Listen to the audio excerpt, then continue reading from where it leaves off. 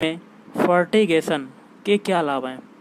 तो गाइस देखिए, ये ऑप्शन दिए गए हैं, आपको कोड के माध्यम से बताना था कि इसका आंसर क्या हो सकता है। ओके, तो कृषि में फर्टिगेशन के क्या लाभ हैं, आप कमेंट करके बता सकते हैं इसका आंसर।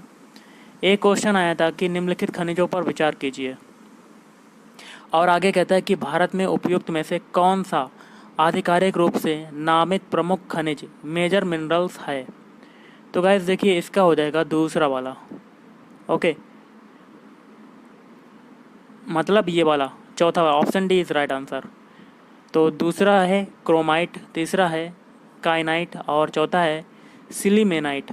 तो दोस्तों देखिए, मैं आंसर आपको अपने हिसाब से बता रहा हूँ, ये एक्यूरेट नहीं भी हो सकते हैं, तो आप टेंशन मत लीजिएगा। ओके, अगला आपका क्वेश्चन है गाइस, देख लेते हैं।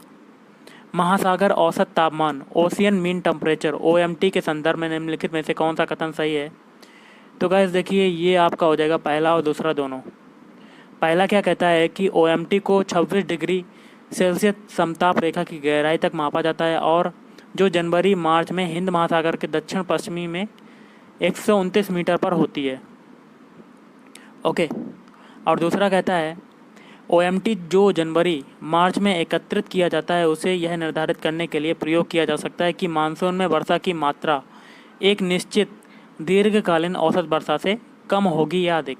ओके, अब आपका गाइस अगला क्वेश्चन देख लेते हैं कि क्वेश्चन क्या कहता है। भारत में रासायनिक उर्वरकों के संदर्भ में निम्नलिखित कथनों पर विचार करना है, और इसमें से आपका दूसरा हो सकता है कि दूसरा क्या कहता है, अमोनिया जो यूरिया बनाने में काम आता है, वह प्राकृतिक गैस से उत्पन्न होती है। ओके, अगला क्वेश्चन है, भारत के मरु राष्ट्रीय उद्यान के संदर्भ में निम्नलिखित में से कौन सा कथन सही है। पहला है, यह दो जिलों में विस्तृत है, और दूसरा है उद्यान के अंदर कोई मानव वास स्थल नहीं है, और तीसरा है यह ग्रेट इंडियन बस्टर्ड के प्राकृतिक आवासों में से एक है। अगला है, सियाचिन हिमनद कहाँ पर स्थित है। तो ये है गिलगिट के उत्तर में। नेक्स्ट आपका देख लेते हैं, भारत के इतिहास के संदर्भ में निम्नलिखित युग्मों पर विचार करना है, और देखिए पहला चौथा हो सकता है। प्रसिद्ध तीर्थ स्थल कौन सा है, भीलसा, ये हो जाएगा मध्य प्रदेश। चौथा है स्थानेश्वर, ये हो जाएगा उत्तर प्रदेश।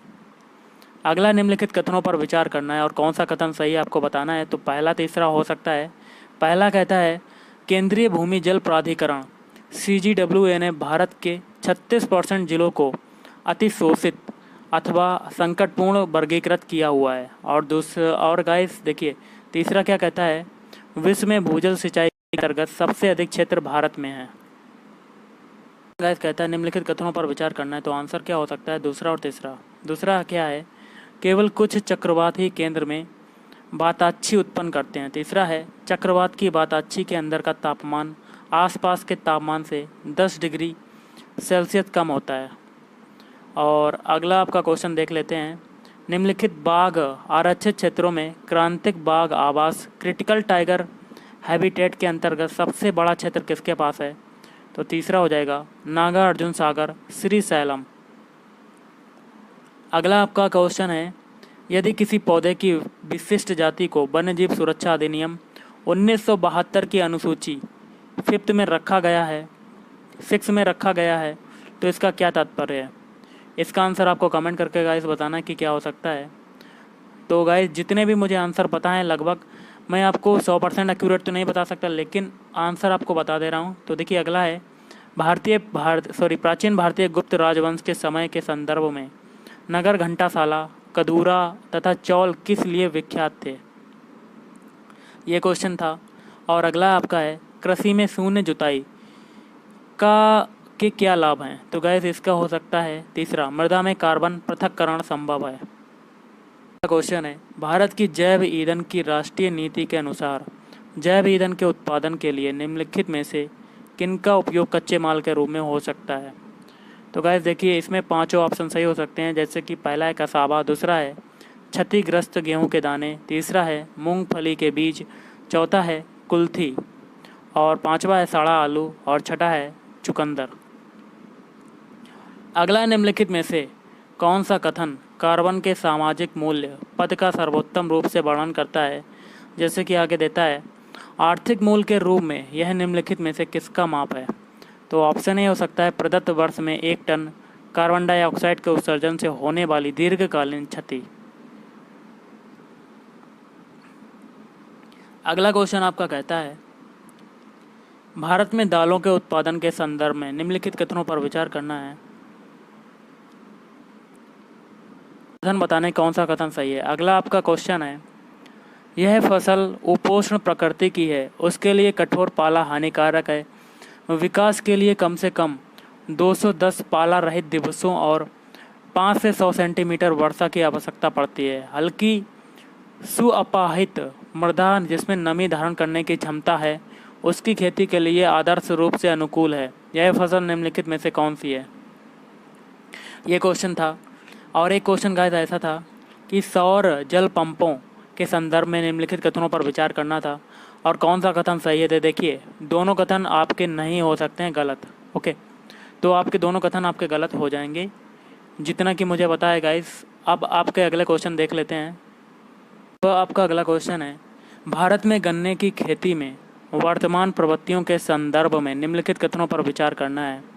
और देखिए कोड के माध्यम से आपको बताना है कि इसका आंसर क्या हो सकता है। तो गाइस मुझे जितने भी आंसर बताएं मैं आपको बता रहा हूँ। ओके, तो अगला क्वेश्चन आया था भारत के संदर्भ में निम्नलिखित में से किन पद्धतियों को पारितंत्र अनुकूली कृषि माना जाता है? तो गाइस इसका हो जाएगा चौथा फसल विविध रूपण, और दूसरा है सिंब आधिक्य, और तीसरा है टेंसियोमीटर का प्रयोग, चौथा है ऊर्ध्वाधर कृषि या कह सकते हैं वर्टिकल फार्मिंग। अगला आपका क्वेश्चन देख लेते हैं कि भारत के सांस्कृतिक इतिहास के संदर्भ में निम्नलिखित युग्मों पर विचार करना है और कौन सा कथन सही सुमेलित है आपको बताना है। तो तीनों हो जाएंगे, जिसमें पहला है परिव्राजक, ये हो जाएगा परित्यागी व भ्रमणकारी। दूसरा है श्रमण, इसका हो जाएगा उच्च पद प्राप्त पुजारी। और तीसरा है उपासक, ये हो जाएगा बौद्ध धर्म का साधारण अनुगामी। अगला है भारतीय हाथियों के संदर्भ में निम्नलिखित कथनों पर विचार करना है और कौन सा कथन सही है आपको बताना है। पहला दूसरा हो जाएगा। पहला है हाथियों के समूह का नेतृत्व मादा करती है, और दूसरा है हाथी की अधिकतम गर्भावधि 22 माह तक हो सकती है। अगला है निम्नलिखित में से कौन सा संरक्षित क्षेत्र कावेरी बेसिन में स्थित है? नीचे दिए गए कोड का प्रयोग करते हुए सही उत्तर को चुनना है। पहला है नागरहोले राष्ट्रीय उद्यान, दूसरा है पापीकोंडा राष्ट्रीय उद्यान। अगला क्वेश्चन है भारत की जैव विविधता के संदर्भ में Ceylon, frogmouth, coppersmith, barbet, grey chinned minivet और वाइट थ्रोटेड रेस्टार्ट क्या है? तो ये क्वेश्चन था। अगला है भारतीय अनूप मृग बारहसिंघा की उस उपजाति जो पक्की भूमि पर फूलती है और केवल घास बच्ची है के संरक्षण के लिए निम्नलिखित में से कौन सा संरक्षित क्षेत्र प्रसिद्ध है? तो गाइस ये क्वेश्चन था। अगला आपका आया था इस्पात स्लैग निम्नलिखित में से किसके लिए सामग्री हो सकता है? पहला है सड़क निर्माण के लिए, तीसरा है सीमेंट के उत्पादन के लिए। अगला देख लेते हैं क्वेश्चन क्या आया था। क्वेश्चन था निम्नलिखित में से कौन से ऐसे सर्वाधिक संभावनीय स्थान हैं जहां कस्तूरी मृग अपने प्राकृतिक आवास में मिल सकता है? दूसरा हो जाएगा गंगोत्री राष्ट्रीय उद्यान। अगला आपका क्वेश्चन है ग्रामीण सड़क निर्माण में पर्यावरणीय दीर्घोपयोगिता को सुनिश्चित करने अथवा कार्बन पदचिह्न को घटाने के लिए निम्नलिखित में से किसके उपयोग को अधिक प्राथमिकता दी जाती है? कोड के माध्यम से बताना है। तो केवल 1 और 5, पहला है ताम्र स्लेक और पांचवा है पोर्टलैंड सीमेंट। क्वेश्चन था निम्नलिखित कथनों पर विचार करना है और नीचे से बताना है कि कौन सा कथन सही है। तो तीसरा वाला हो जाएगा भारतीय कोयले में राख की अधिक मात्रा पाई जाती है। अगला है खेती में बायोचार का क्या उपयोग है? कोड के माध्यम से बताना, तीनों कथन सही हो जाएंगे। पहला है बायोचार ऊर्ध्वाधर खेती वर्टिकल फार्मिंग में वृद्धि कर माध्यम के अंश के रूप में प्रयुक्त किया जा सकता है, और दूसरा है जब बायोचार वृद्धि कर माध्यम के अंश के रूप में प्रयुक्त किया जाता है तो वह नाइट्रोजन यौगिकीकारी सूक्ष्म जीवों की वृद्धि को बढ़ावा देता है, और तीसरा है वह बायोचार वृद्धि कर माध्यम के अंश के रूप में प्रयुक्त किया जाता है और तब वह उस वृद्धि कर माध्यम की जल धारणा क्षमता को अधिक लंबे समय तक बनाए रखने में सहायक होता है। नेक्स्ट आपका क्वेश्चन देखते हैं, भारत में निम्नलिखित में से किन्हें कृषि में सार्वजनिक निवेश माना जा सकता है? तो गाइस कोड के माध्यम से बताना है, पहला, दूसरा, तीसरा और छठा। दूसरा क्या है? प्राथमिक कृषि साख समितियों का कंप्यूटरीकरण। तीसरा है सामाजिक पूंजी विकास। छठा है सरकारों द्वारा शीतागार सुविधाओं को स्थापित करना। अगला है भारत के फर्म के ब्याज प्राप्ति अनुपात इंटरेस्ट कवरेज रेशियो पद का क्या महत्व है? कोड के माध्यम से बताना है, पहला और दूसरा। पहला क्या है? उस फर्म जिसे बैंक ऋण देने जा रहा है के वर्तमान जोखिम को समझने में मदद करता है। और दूसरा है यह है उस फर्म जिसे बैंक ऋण देने जा रहा है कि आने वाले जोखिम के मूल्यांकन में मदद करता है। नेक्स्ट क्वेश्चन देख लेते हैं। आपका अगला है, हाल के बीते दिनों में निम्नलिखित में से कौन से कारक, कौन सी नीतियां भारत में चावल के मूल्य को प्रभावित कर रही थीं? कोड के माध्यम से बताना है।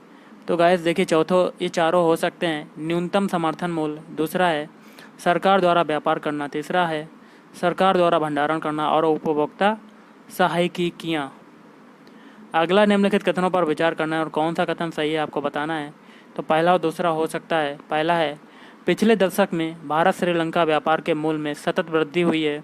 और दूसरा है भारत और बांग्लादेश के बीच होने वाले व्यापार में कपड़े और कपड़े से बनी चीज़ों का व्यापार प्रमुख है।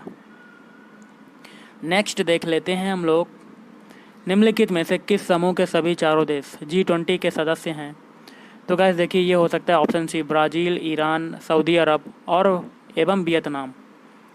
किसान क्रेडिट कार्ड योजना के अंतर्गत निम्नलिखित में से किन किन उद्देश्यों के लिए कृषकों को अल्पकालीन ऋण समर्थन उपलब्ध कराया जाता है? तो गाइस देखिए, पहला, तीसरा, चौथा हो सकता है। पहला, तीसरा, चौथा। पहला है फार्म परिसंपत्तियों के रखरखाव हेतु कार्यशील पूंजी के लिए। तीसरा है फार्म परिवारों की उपभोग आवश्यकताओं के लिए। और चौथा है फसल कटाई के बाद के खर्चों के लिए। निम्नलिखित कथनों पर विचार करना है और आगे क्या कहता है कि कौन सा कथन सही है। पहला और दूसरा हो सकता है। पहला है खाद्य वस्तुओं का उपभोक्ता मूल्य सूचकांक CPI में भार उसके थोक मूल्य सूचकांक WPI में दिए गए भार से अधिक है। दूसरा है WPI सेवाओं के मूल्यों में होने वाले परिवर्तनों को नहीं पकड़ता जैसा कि CPI करता है।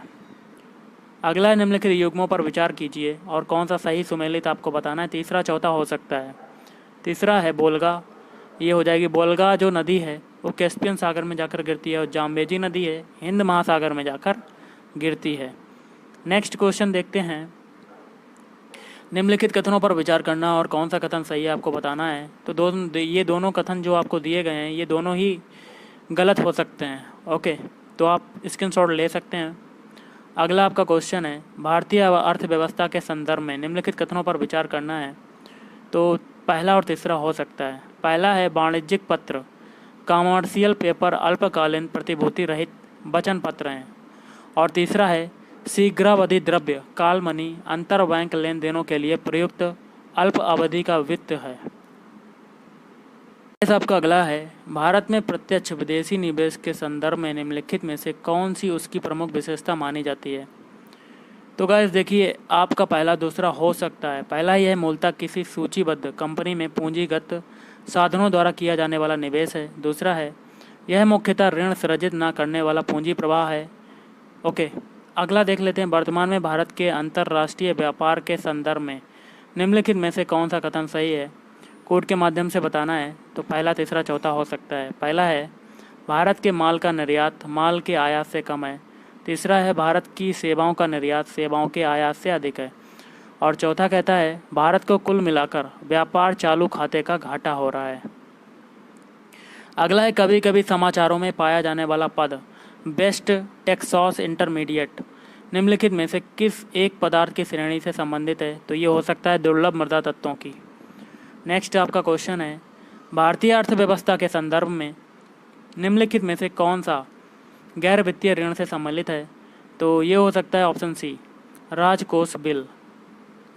अगला है भारत में कुछ क्यों कुछ परमाणु रिएक्टर IAEA सुरक्षा उपायों के अधीन रखे जाते हैं जबकि अन्य इस सुरक्षा के अधीन नहीं रखे जाते हैं? इसका हो सकता है ऑप्शन है कुछ यूरेनियम का प्रयोग करते हैं और अन्य थोरियम का।